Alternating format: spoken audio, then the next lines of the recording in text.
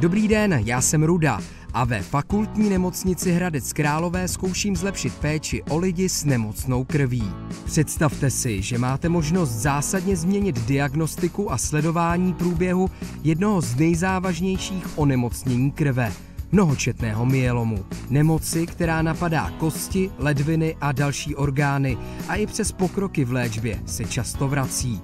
Dosavadní metody sledování vyžadují buď invazivní a bolestivé odběry kostní dřeně, nebo jsou nedostatečně citlivé a nezachytí tak důležité změny v průběhu onemocnění. A právě toto může naše metoda změnit. Vyvinuli jsme vysoce citlivý diagnostický postup, který dokáže identifikovat patologické protilátky přímo z krevního vzorku. A co je na tomhle nejlepší? Metoda využívá unikátní způsob izolace patologických látek z krve a samotná analýza se dělá technikou běžně dostupnou v klinických laboratořích. To znamená, že metoda může být široce dostupná i v současných zdravotnických zařízeních bez nutnosti investic do drahého vybavení. To může zvýšit dostupnost této metody a lékařům to umožní získat přesné výsledky z pouhé krve. Rychle, snadno, bez nutnosti bolestivých odběrů kostní dřeně.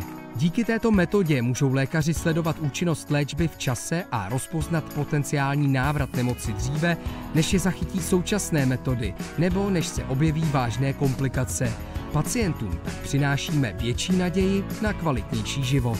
Nyní jsme připraveni přenést naši technologii do širší praxe a hledáme strategického partnera, který by nám pomohl rozšířit metodu po celém světě.